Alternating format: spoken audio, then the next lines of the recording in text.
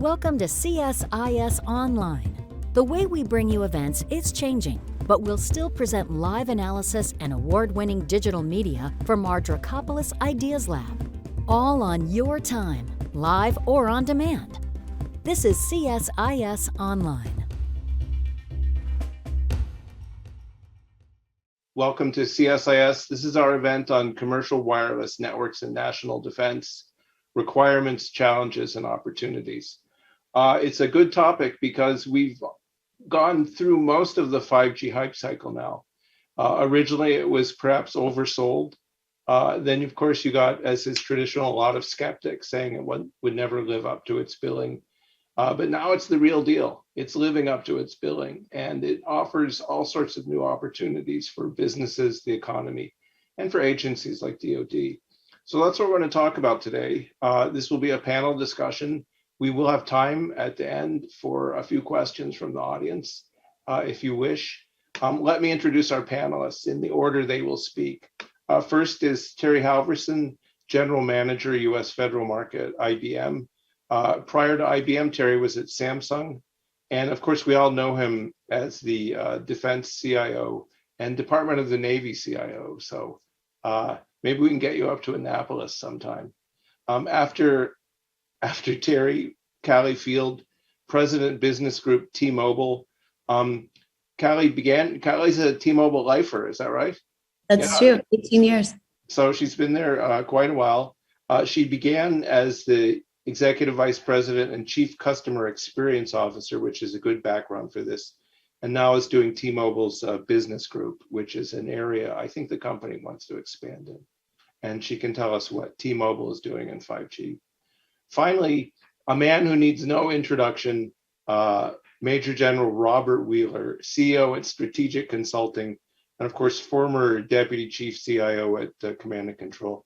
And I never can avoid saying it, a former B-2 pilot, which there aren't that many of in the world. So with that, let me start by asking each of our panelists to make some opening remarks. If you could do about 5 minutes, a little more or less is fine. I'll then have some questions and we'll see what we get from the floor. But Terry, if you want to go ahead and start. Thank you, and welcome everybody, including my fellow panelists, to today's discussion. And I think you've teed it up well. We are now past the hype.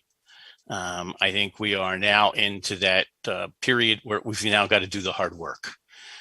And that means both hard work from the providers of 5G and hard work from the customers like DoD, who really need to refine what they need out of 5G to move forward with this. A couple things I think that we want to put in context here. What we're really talking about when we talk about 5G, when we talk about cloud, when we talk about that, is data. And I think we could all agree today, data is probably the most critical element of any enterprise. It is the most valuable thing that they have. It's the most valuable thing you could argue that individuals have today. And certainly it is playing an increasing role in everybody's day-to-day life and in business life, defense. So while 5G gives us a great opportunity to move data much faster, to use data in a much more exquisite way, it's also helped us break Moore's law, because we're way past that now. The number of sensors that we collect data from is incredible, and stories are always good. So I'm building a new house with the help of General Wheeler. He's been doing all my heating and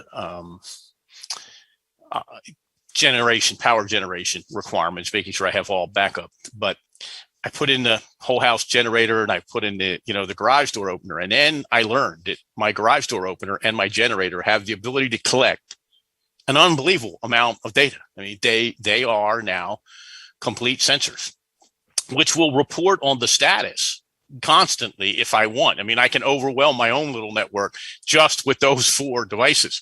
You think about what is out there in the world today, out here in the agricultural part of Maryland, even now, all of the red light systems now have cameras and sensors. They're feeding Just a fun fact, the amount of traffic data that's available today is 10 times what was available last year. I mean, it is just an exquisite amount of data with all these sensors. How do we manage them?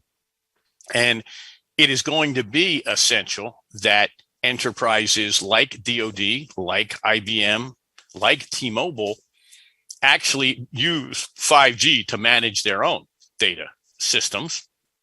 And certainly all of us will play a role in delivering a comprehensive 5G environment to our customers. Because in addition to, the 5G, we talk a lot about it around the mobility piece, and that's certainly critical. 5G is going to play a role in every piece. I mean, you are now having industry build campus 5G networks just to move the data around in their factories or in their knowledge development factories, whatever you want to call them. All of that's got to be considered and put in place today. And we now really need to start doing, when I say robust testing, I think there's been a lot of small scale testing done on 5G. It's time for us to now take and start doing robust scaled, really deployments or pre-deployments of 5G. Let it run out, see what the issues are going to be. And there will be specific issues to specific enterprises, and start this full deployment process of 5G. We are on time to do that if we start it now. But if we wait another year to really start deploying this, we will be behind. From my periods where we'll be behind those countries that are threats to us from an industry business standpoint. We'll be behind other parts of the world where they are actually making their industry and their businesses embrace more and more of 5G. So I'll shut up now and turn it to the next speaker. Great. And I hope we can come back to your point about campus networks. And Callie, you don't have to do it now, but later on, let's talk about enterprise networks versus big commercial networks. But Callie, please go ahead. Sure. Thanks, Jim and Terry. Well, thank you guys for having me. Again, my name is Callie. I'm the president of the T-Mobile Business Group. And as Jim said earlier, I spent the first portion of my career at T-Mobile working in sales and building up a pretty extraordinary customer service team. And when I stepped into the T-Mobile for Business Group, one of the things that I think about an awful lot, especially with our public sector relationships and specifically with the DoD, is how do we think about network as a service and really figure out how we take all of this 5G technology and all of the things that our technologists and engineers have been building for T-Mobile's network and deployment of spectrum and really make that a service for the DoD. So there's so many use cases. And as Jim and Terry both were mentioning before, the sheer amount of data that companies and governments and battlefield and war fighters are doing today is like we've never seen before. So one of the things that I'd like to just share up front is that T-Mobile is the 5G leader with the largest, fastest, and most reliable 5G network. We're also the only network provider that has a standalone 5G core. And as Jim brought up earlier, that's going to be really important when we're talking about deploying private network services for people like the DoD. And just in terms of the latency that we provide, 40% more speeds and low latency, improvement in latency, and being able to use all three bands of our spectrum, so low band, mid band, and millimeter wave spectrum. And we're the only carrier in the US today that has that particular ability today. The other thing I'd like to mention is that I'm here as the president of business T-Mobile. While we've gained some customers and size and spectrum over the last couple of years with our merger with Sprint, which many people here listening today were a part and proponent of us getting that done. We're still a flat company that's really easy to do business with and really wants to be able to work with solutions that are particular to smart warehouses and transshipment, using dynamic spectrum and utilization of 5G and radars together, AR and VR for distributed ground combat training, a robust distributed command and control. So there's a lot of use cases that are specific to this audience or to the DoD that I think with a 5G standalone network and a core, we're in a really great place to be able to talk about how we get ahead of where we are today. So I'll stop there and hand it over. Great, thanks, Callie. Bob, please. Oh, thanks, Jim. Well, it's really good to be here with all the different guests, so I do appreciate the opportunity to hear. I'll talk a little bit about DoD and 5G and where I see them going. It's a fascinating time because at the same time that 5G came out with this low latency and large pipe size capability that it provides in a wireless arena, almost like a giant Wi-Fi bubble, if you will, the requirements in DoD for C2 command and controls through joint all domain C2 exploded. So what you've seen is in the Vietnam era, all the way through Desert Storm to even to lots of parts of today, you had a combined arms capability where you had forces on the battlefield of the West that were aligned with their services, but interconnected in a joint environment. Where we're now going in the future is a multi-domain operation where they're all intertwined, almost seamless from a uniform perspective, but also from a capability perspective. That completely changes the command and control dynamic as to what you need. That dynamic goes up in multitude capabilities from what we used to have to do. So to integrate that across the battlefield, to integrate the common operating picture and the hundreds to thousands to millions, no exaggeration, of sensors that are all incorporated, whether they're on the body of the soldier, whether they're on the equipment, or whether they're put in clandestinely or on purpose, dropped from aircraft in different areas, all of that's integrated into one data lake, so to speak, or one picture on the battlefield. That is a completely different capability. That requires, again, low latency and large pipe size to do that. So if you think about where 5G from a DoD construct belongs, and I would just say 5G meaning 5G, 6G, 7G, et cetera, down the line, because this is really a family of new capabilities. You're going to see a terrestrial layer, you're going to be an air layer and a space layer, all of those integrated, but the backbone at the terrestrial layer will be this 5G network that has this large pipe and low latency. That will be the integrator at the terrestrial layer. So if you think about across the battlefield, again, this large bubble of wireless, or if you want to make it simple, Wi-Fi bubble, you can see where you could go. It's also an opportunity because if you think about the U.S., and I could go commercial, I could talk about our power grid, I could talk about DoD. We have a lot of, like our roads, these particular lanes in the highway, whether they're ones and zeros or trucks going down the road, are older. So with all of these legacy networks that need to be updated, the opportunity to replace a lot of them with a wireless construct really is an opportunity to save a lot of money for the taxpayer as well.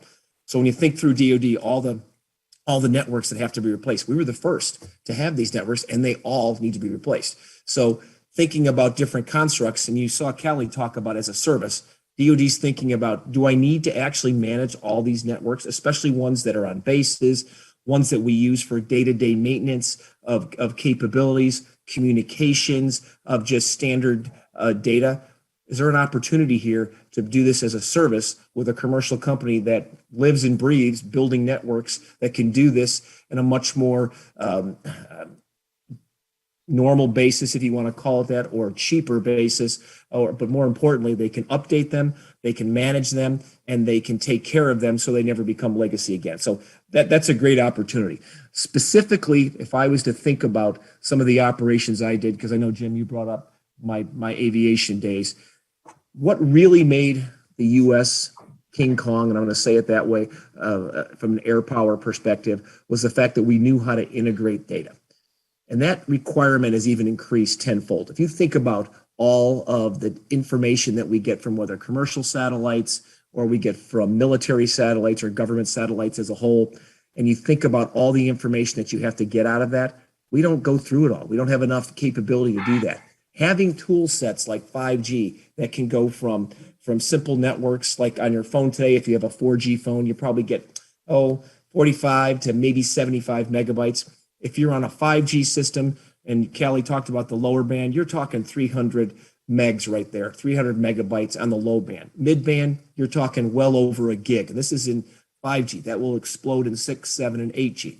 So when you can see the capabilities where you're running 10, 15, 20 times the speeds that we have today on standard devices, that changes the game for searching, for finding targets per se, for making sure that the data is correct in the battlefield, for integrating forces, for common operating pictures, for bringing in sensors just on that particular battlefield.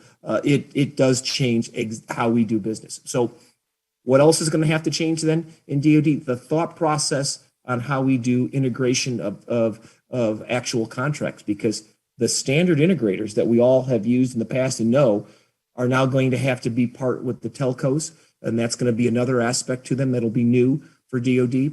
And as Terry said, we're going to have to define what exactly we need, because there are so many capabilities in 5G, 6G, and 7G. It is sometimes hard to even understand where we're going to need all these capabilities till we actually go through these spirals and watch them develop. Final comment. 5G has spawned a capability that is a 10-time leap at least, and even more than what we saw in 4G. That's also going to require the integration of all the sensors and all the applications that go on that.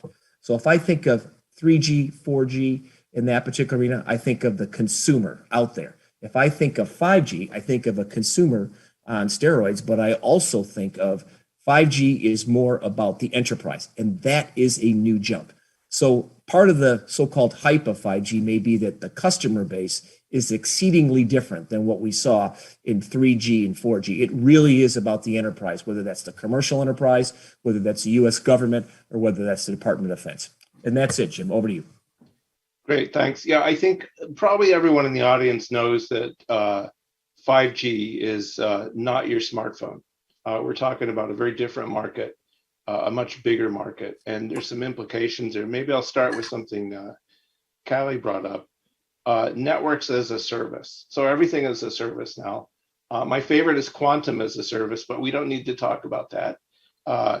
Tell me what network as a service entails. What is it? What are the requirements for AI or for cloud? When we say network as a service, what do you mean? And I'll ask that to all three of you.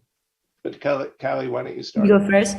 So when I think of network as a service, let me mention back some of the things that Major General Robert Wheeler was saying, which is the sheer amount of data and the ability to take millions of sensors for whatever operation you're doing in the field. It might be on a military base, but the sheer amount of data that you have access to requires a number of considerations. One, do you have the kind of speed and low latency so that you can get the data in a way that's helpful for you to use? Think about maybe you're having autonomous vehicles on a military operation, and you need to be able to have extreme low latency for processing of that and to get the vehicle where you need it to go, what you need it to do. Or think about the fact that you have millions of sensors. How are you going to organize and make sense of and keep track of the applications that you want all of those sensors to do? So you need an application layer that you've probably not had to consider or contemplate before in connectivity in a 4G world.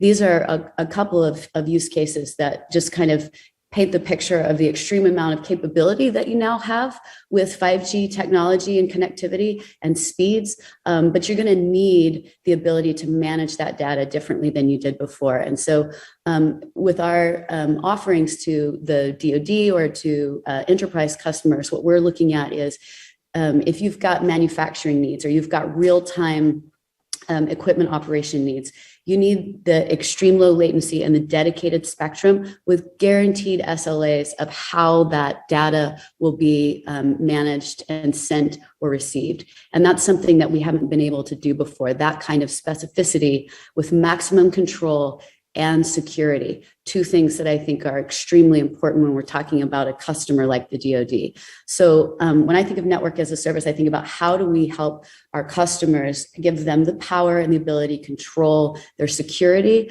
as well as their application layer of data. The other thing that I think about as network as a service is when we talk about network slicing or we talk about dedicated networks or private networks, different than a public network where you can explore and experience T-Mobile's incredibly fast 5G speeds on our public network. So any one of our 300 plus million people in the US can experience that type of speed. But when you have a private network, say, set up around a military base, then that spectrum is fully dedicated to that base. So imagine the security protocols you can put in place. The public's not allowed to roam on that particular spectrum.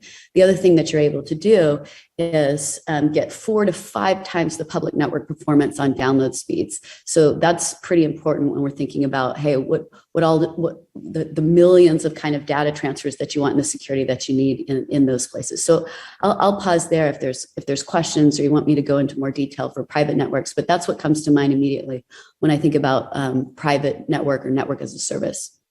Let's come back to private network versus public network, but I wanted to give Terry and Bob a chance to talk about networks as a service because they've both done a lot of work in that area. So Terry. Yeah, the more I think about that, I think I'm going to change that name. I think what we're really talking about now is data as a service. It is certainly has a big part of what the network is, but it's now got to include the structure of your data, the questions of what you're trying to get from your data, what's the value you need, how are you going to secure that? We've used the term now, data fabric. And, I've been thinking, what is data fabric? Well, data fabric is the way I connect all the parts of my data enterprise. And that's going to today be certainly include cloud. It's going to include, like it or not, data centers. And I think there's some reasons to like that. It's going to include edge devices. It's going to include data that just exists in the network and we do the compute on the fly. And all of that can be particularly enhanced by the right construct of 5G. And that could be in the campus network. That can be in how I'm even communicating in a private network that's maybe just between 2 sites. Certainly in the broader capabilities that we can put. I mean, there is the ability now to deploy 5G, from space. So all of those things are really going to now let us, I think, offer data as a service, not just network as a service. Because I think we've got to start thinking much broader than the network. Great. Bob.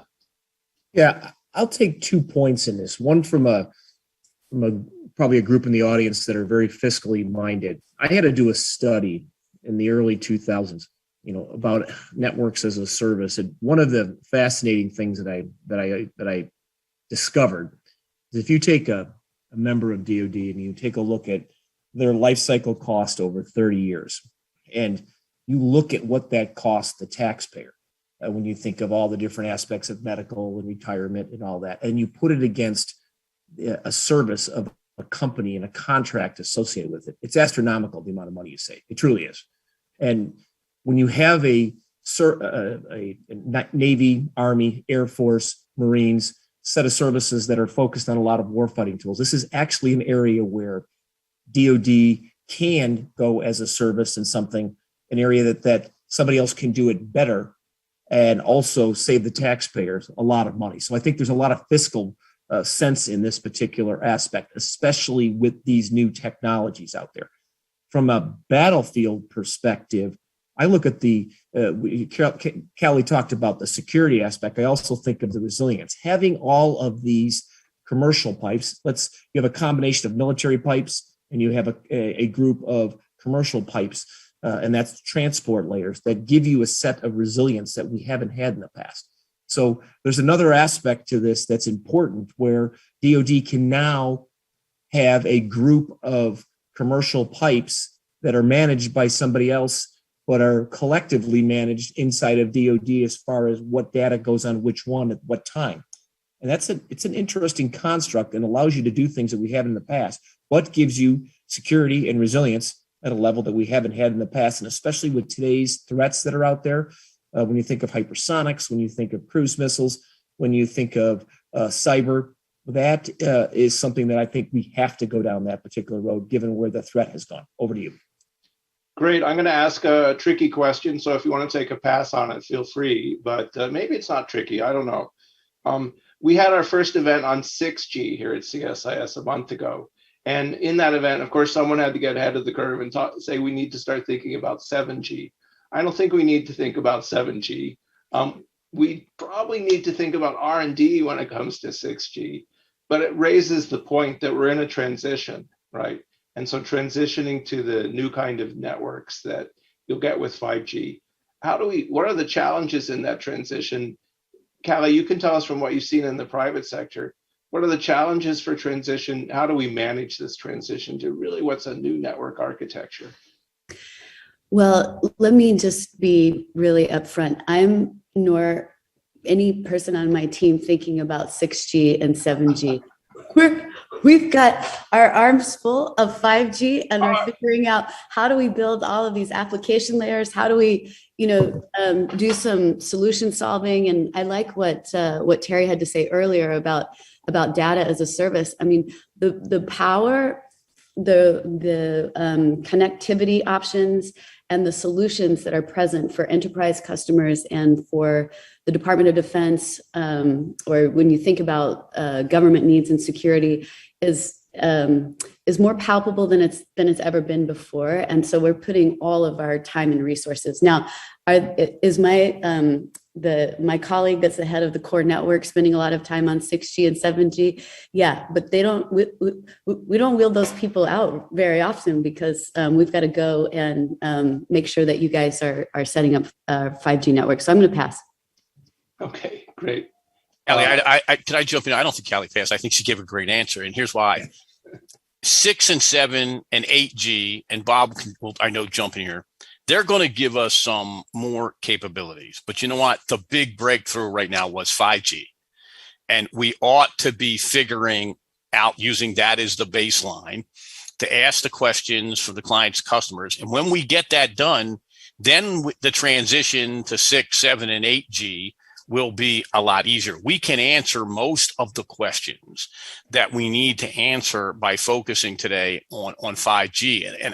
And I will say this, I think some organizations, maybe one that I used to be a big part of, and some other big enterprises have kind of, so we got to go to 6, we got to go to 7, we got to go to 8. Stop. Let's get 5 right. Let's use that to answer all the real legitimate questions in security, but we don't need to be at the operational level today, I think, focusing on 6, 7, and 8. So I think Callie's got it right. And now want to hear what my good friend Bob has to say. So I'll agree with Terry and Callie. I think, so here's the perspective. The 4G to 5G was quite the technology jump.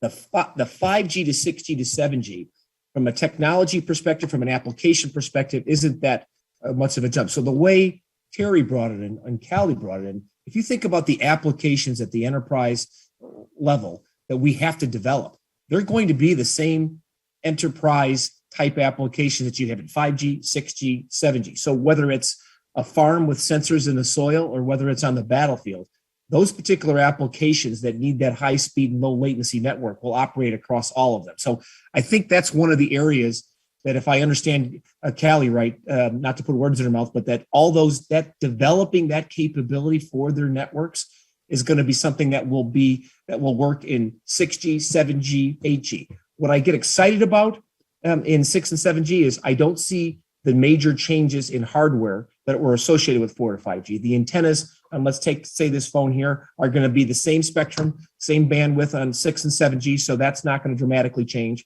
But what will change is the range and more of the virtualization of the network, which is going to allow me to maneuver networks more and to save more money in the long term. But to be honest, a lot of the capabilities that we develop in 5G will just be resonant in 6 and 7G with added capabilities.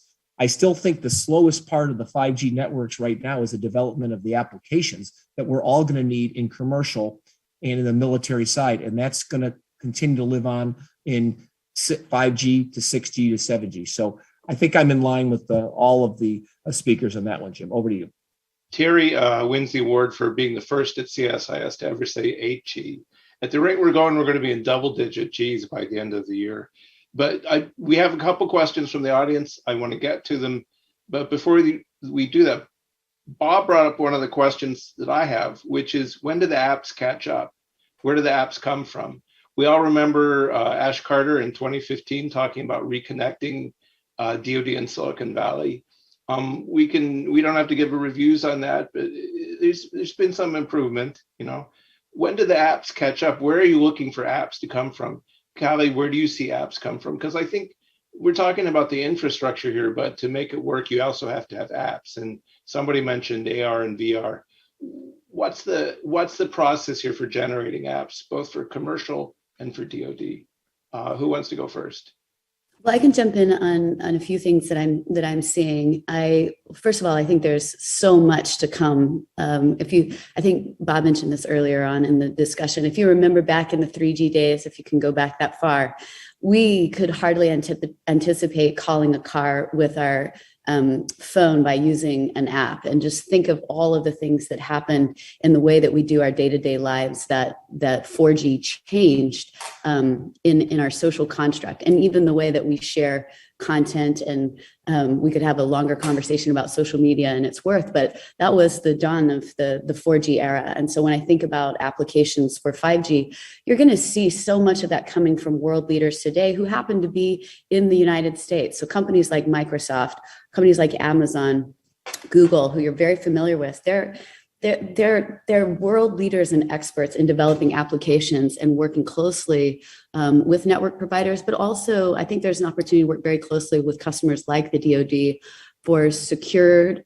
applications that they can start building a foundational layer. And then as our individual companies or people who aren't these hyperscalers get more used to developing their own applications, I think there's going to be a whole wave of that happening for smaller private or government agencies to do their own application building. And another thing I'll just mention that I think is probably really important for those who are listening is that when you're thinking about working with all of these partners, I think it can get a little bit anxiety ridden or nerve wracking. Like, how secure is it really? I mean, we see all of these cybersecurity attacks, and we understand that this is a place where the world is evolving. So I think it's really important that we thoroughly vet our supply chain as we're talking about like what hardware and software is needed to develop these applications. And I will mention, in working with the U.S. government and working with many of the people that are on this panel, that T-Mobile has one of the strongest NSA agreements that's out there. But it's important for folks like the DoD to be asking, like, hey, what do you have in terms of your CFIUS agreements? What's going on in your NSA agreement? And is your supply chain fully vetted as we're talking about these kind of innovation that's happening with folks in the commercial and private sector around the world? Great. I'm happy to jump in, Jim, on that particular piece. I want to back up something that Callie said, that from a security perspective, there's a lot of DoD tests that were done on the security, what they call the security pillar of 5Gs. And there's a way to make 5G as secure as any other environment that we have, whether it's fiber, whether it's copper in there. And that's already been done. And she spoke about a very important point about the national security agreements, the NSAs that the Department of Defense had with the telcos at the time, just to make sure that what they put in especially if they're doing government's things, has the right supply chain, has the right parts that doesn't cause problems down the road. So that security pillar is very important. But to your point, I just wanted to make one comment. The AR/VR, that application that you talked about, talking to Silicon Valley, I've watched a lot of small companies come out and do things with DoD recently and changing the way we train. It is really exciting. I mean, when I think about my days, because you brought it up, Jim, I'm going to bring it up again there. When I younger days running B2s, we had a problem with training because we just didn't have the extra aircraft to train on. So we were building all of these weapons load trainers to teach our young airmen how to load weapons, how to fix airplanes. And they were over $100 million and took 8 to 12 years to develop. Small company develops a capability where somebody that's training on the flight line can write code, and that becomes an AR/VR construct in a wireless 5G environment. Already exists today, a company called Holos that does this, and they put this together simply. They're just a team that did this, and they have this capability that they put on a DoD website where people that need to teach new things within the Department of Defense can now go to and can take down this capability. They can write their own code in about a day and a half because it's designed that way, and they can train the next generation that's used to using those kind of tool sets to train. So you get a different level of training you actually have with their hands. So you get all of the fine muscle motor skills developed at the same time they're developing the brain capability to understand the topic that they're working. So if you can imagine a classroom in the Air Force with 18 to 23-year-olds with PowerPoint presentations, with half of them asleep, versus the other side of it today where they have an AR/VR piece on and they're learning with handheld kind of tools while they're also seeing this visually and getting a deeper level of learning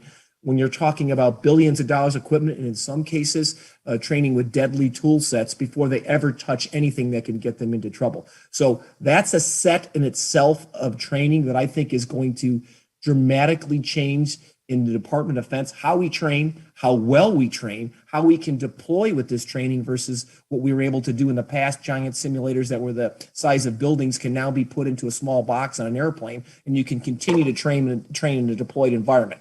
I think it's going to make a much better service, a far more educated service, and I think it's going to be a lot cheaper for the taxpayer. Over. Great. Terry, what's your view on the app world? Yeah, no, with everything that Callie and Bob just said, and I do think we'll do better education. But the other thing I think we don't want to forget, I think the new apps are kind of going to take care of themselves. They'll be out and developed. We've got to go back and upgrade a lot of current apps. We've got to fix the current apps so that they will run much more effectively and efficiently in this new environment we're building. As we get to a much more holistic distributed data environment, the apps that we currently use still have a lot of value in them, but they do need to be updated. And one of the areas that needs to be updated quickly is cybersecurity. The new environment, while it will bring and has brought lots of new capabilities, not configured and not updated will be one of the greatest pipelines to loss of data ever developed. So we've got to upgrade and update both the apps, the network structure, and all of the other support pieces that we're now going to put into this new data fabric at the same time we're fielding the new developed applications. That's actually kind of a question we got from the audience of when are we going to talk about security concerns? So how much does cybersecurity fit into this? I mean, if you remember the introduction of high-speed networks about 20 years ago, a little less, it was a bonanza for some of our foreign adversaries to hoover out data at scale. How do we miss that when we move to 5G? How do we avoid a similar network Niagara Falls? Yeah, let me follow up that if I can. That the way we just described it is not right. You know, how do we add cybersecurity in here? How do we fit? It has got to be part of the development cycle of every piece of this new data fabric, the network, the application, storage, transfer. All of that must be part of what we consider from day one. We cannot be continuing to think of cybersecurity as an add-on, an application that we add to the environment. It has to be a consideration across the whole data fabric. And I think there's a couple things that we really have to embrace. It's starting to happen. One is there is no perfect cybersecurity. There are going to be some gaps, and you've got to be able to wrap those gaps quickly. And to use a Navy term, you've got to have the equivalent of watertight doors on your whole data fabric so that exploit cannot, because the biggest problem with exploits is their ability to travel across your whole data fabric, your whole network. We can't have that. We've got to build that in from the beginning. And we've also got to take a realistic look at what is the cybersecurity risk. Not every piece of data is going to or needs to be secured at the highest level.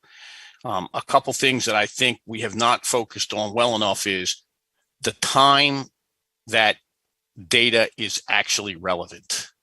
One of the guys in DoD who was a bit of a legend, I think Richard Hale, would try to tell me, wait a minute, data has a timeline, and I added to that. Okay, so basically, data is like milk.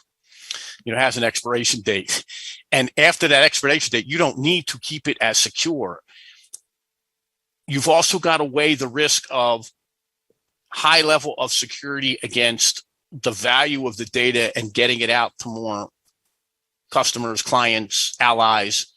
And we have not spent, I don't think, enough time on understanding the risks and the value associated with those risks to accept what we really need as an acceptable level of cyber security. So I think that's going to be the next big discussion. What is the acceptable level of risk and how do we quantify that? And just to make it more fun, that level of risk doesn't stay static. It's ever changing. So you've got to be able to change your posture on cybersecurity on the fly. And I will say this, I do like the discussion that we're now having about zero trust, where what does that mean and how do you really take and build your whole cybersecurity system around? I think eventually, I'm going to be compromised, and how do I react to that better and be able to shore up all of my cybersecurity efforts much faster? I have a follow-up from the audience, but Bob, why don't you go ahead? Just a quick comment. I agree with Terry on the zero trust architecture. For people that are trying to understand, the timeline on security, if you think about a war plan, or we'll take one extreme example, the plan for the actual breakdown of a nuclear weapon, which we would never want anybody else to have, that has a timeline on security that goes forever, basically. And then there's the other side of the ballpark. If we were looking for a specific high value target and it was at X place, well, 5 days later, it's irrelevant at that particular point from a security aspect. So if you start to think about it from that terms, you can get a context of it. But I also extremely agree with Terry on the bolted on piece. We can't bolt the security, and it must be grown into the particular system. I actually think 5G gives you an opportunity to do that even better in some aspects, because Terry talked about different risks and different data. That network slicing that Callie brought up in the beginning allows you to have a multi-level security where you have data that has this level of security, a medium level security, and a high level security all on the same pipe. That was not doable before. That is really a new capability that 5G plus affords you in that particular area. We can talk about encryption and all of that, but the bottom line, that is one of the pillars that research and engineering out of OSD is working through right now to make sure that we get that aspect of it right. But I'd address the one last piece that Callie brought up, and that was that perspective of supply chain, which I've seen many more groups taking very hard looks at. And I do know that T-Mobile does that as part of their national security agreement. The important point here to consider is we just came out of 20 years of counterinsurgency. It was a very different environment from security. Now we're in what I would call more of a multipolar near-peer environment. And in that multipolar near-peer environment, security is a different context than it was 5 years ago. And that's what Terry's talking about. Security is not static, and the changes that we've seen in the past 5 years are dramatic. Back to you. Callie, let me bring in a question from the audience. We got a couple on security, so I want to hit them both. But this one, we'll start with you. Should the network be transparent to the user? The question says, data flow reliability is the service, right? So all three of you, what's your reaction to that? How much transparency do you need in this, and who needs the transparency? So should the network be transparent to the user? Let me ask a follow-up there so I make sure I understand. If maybe you can interpret the question for me. What is the transparency that the user is looking for? Like, what data is going across the network at what time, or controlling how that data is being sent across the network? Can you give me some more info? My guess is both. Yeah, so I mean, I think you definitely have the optionality with private networks to control who can see what data. And I think Major General did a great job of describing what the difference is in being able to slice and designate certain portions of the network and secure it at different levels for different needs. So I think in terms of that, it seems fully transparent. So I might be missing some of the question. I'd also just add, with the private network, you have the opportunity to either use, T-Mobile's data centers. We have 60 data centers around the US that get you the ability to connect directly to the mobile network and have a lot of control over how you do that. But we also are able to work with the DoD for on-premise edge, which gives a connect directly to the mobile network, and that provides the greatest amount of security and control. And so if I'm picking up the question correctly, you can combine your edge computing solution with the private network and designated which spectrum and which flows of information, and have full transparency for where that data is going and how you're controlling it. But perhaps I'll hand it over to my colleagues to elaborate. Well, Jim, I'm going to take a little different context. I agree with Callie. You have the optionality, as she used in that particular, especially in private 5G networks, to see the level of that you want, to have it as open as you want. But one of the exciting things for me from a 5G perspective is also the ability to do the privacy of the data. If I think of telemedicine and I think of those kind of things, if I'm understanding the question right, I actually would like to keep my data flow, if you will, in that particular case, private, so that it's my particular information that I don't want anybody else to see. So I take that other side to it. I may be missing the context of the question, but I think depending upon the use case, you can have as much transparency in the data as you want, or as much privacy as you want. And I can see use cases for both. Back to you. Yeah, I think, and again, I think the question, we're all going to take a little bit of an angle. I was taking the question is, so how much does a user need to worry about the network? Do they need to be worried about their network operation? And I think in general, a consumer level user today probably doesn't need to be. It can be transparent. They don't need to know what's going on the back end of that network. They don't need to understand the data flow. They need to understand how they can increase, as both Callie and Bob said, the privacy level of certain data. They will want to understand how they maybe can increase the speed of that network on different options. But if you're talking about an enterprise like DoD, or again, like IBM T-Mobile, no, I don't think the network should be transparent. I know that when I was due DCIO, I wanted to know everything I had to know about that network. I still want to know that at IBM. And I think sometimes we want to, and as the service has led to some of this, we want to shift some accountability as an enterprise off our books and say, okay, well, I'm just going to hire X company to manage my network, or I'm going to X company to manage my data.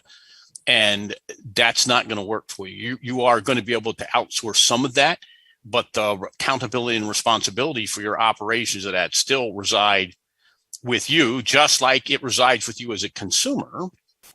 But the risks are a lot higher for an enterprise than they are in general for a consumer.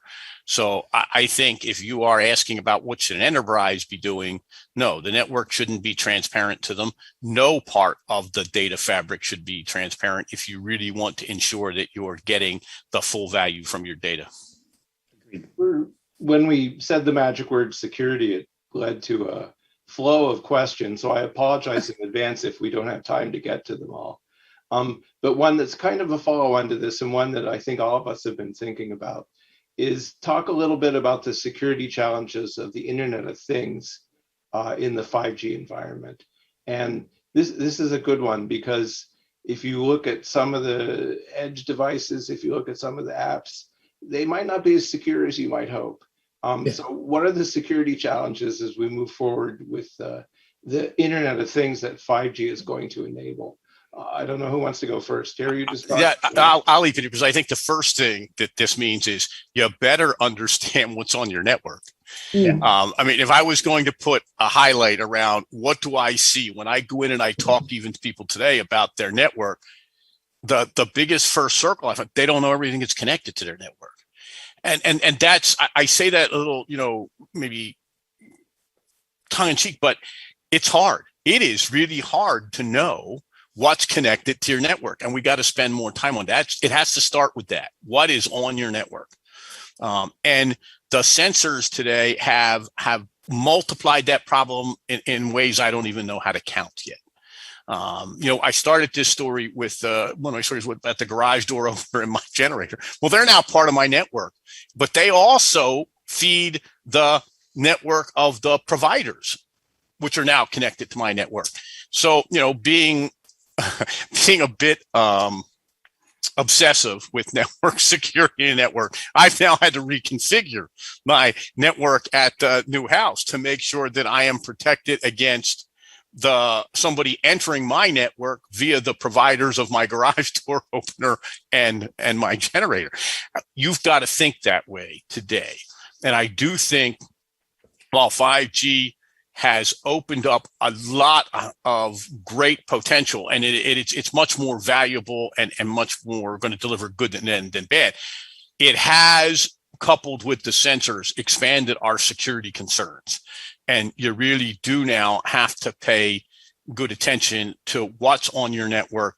And, one of the things people ask, well, how do you do that? You have to invest today in probably more than one product to look at what is on your network and be able to see that much, much better. Because there are products that are tuned for sensors, products that are tuned for other network devices.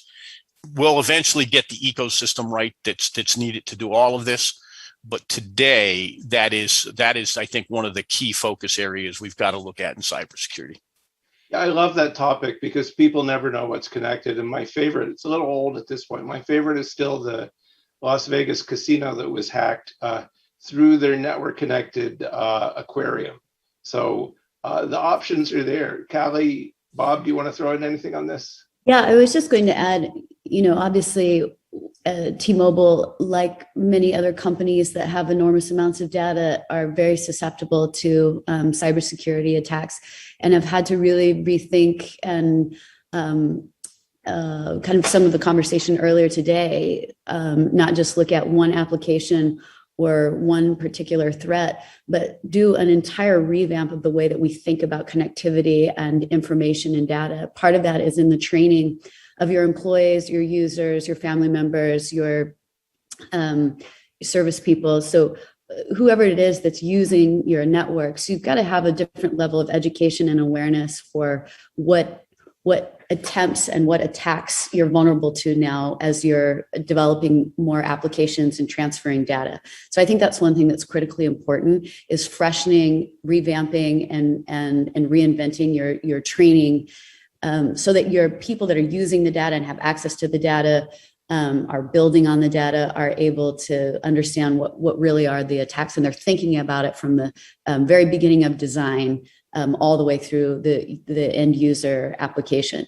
The other thing that I would mention that I think is important is really testing out different ways that you could be attacked or vulnerable. So to put inside of your operation or inside of your general practice of frequently and consistently testing throughout your operation and throughout your connections of where you might have some vulnerabilities is a really key component, I think, of building a great plan. And the other thing is, it's not, and you guys, I know you all know this as many CIOs are sitting here, is that it's not just a one and done kind of procedure. You've got to develop a continuous practice and continuous improvement of security protocols when it comes to protecting your data and understanding where you're vulnerable. So I'll mention those few things. Bob, before you answer, let me shift gears a little bit because we are running out of time. And this is one that you and Terry might in particular have views on.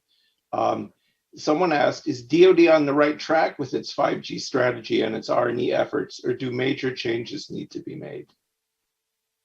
So, okay, I'll answer a couple questions at that. I'll answer one last to that last piece there, and in a slightly different way. So going back to your security question, what Terry said was connected to the network, all the different things connected to the network. I'm going to take a slightly different piece to it. I agree with everything they both said, but I also think that we have to remember, if millions of sensors are at the edge, and that's how we're thinking about it, and we're taking all this data in different levels of security, there's an opportunity for an adversary to actually in bulk change maybe the view that we have coming into those sensor data points. And that's going to require a different level of thinking on how we design these networks and how we design our applications to make sure that the data that we're taking in has not been changed, hasn't been modified, so that we get a different overall view from that particular piece. And I can see that happening today in small levels across Ukraine in those particular areas and hotspots in the world. Back to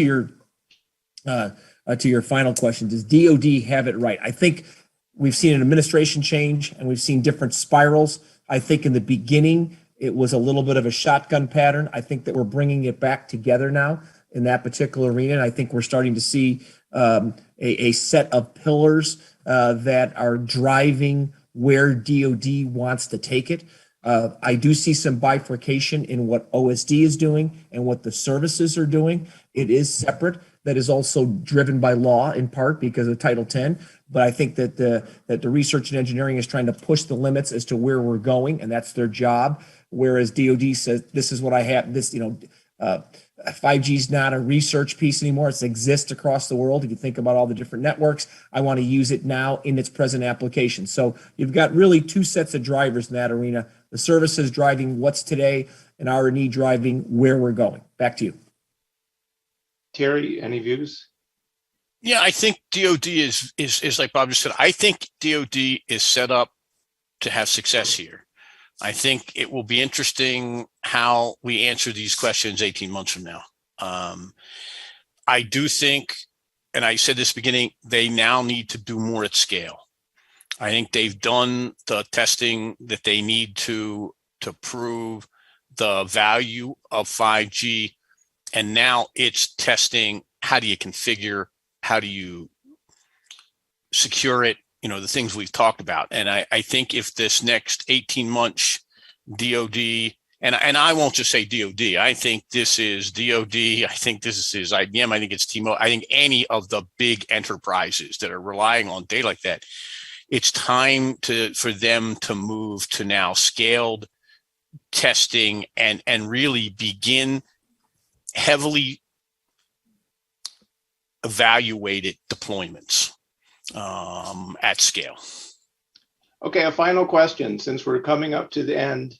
This is a broad one, so it gives you lots of room to play with, but what do you need from the US government? I mean, when you think of, and I'm talking about Congress and I'm talking about the administration, what do you need in the US government to accelerate what we're doing in 5G, accelerate what DoD is doing? What are the policy needs, the legislative needs that we should address in the next couple of years? Callie, you want to go first? Oh, you're muted. Oh, hey there.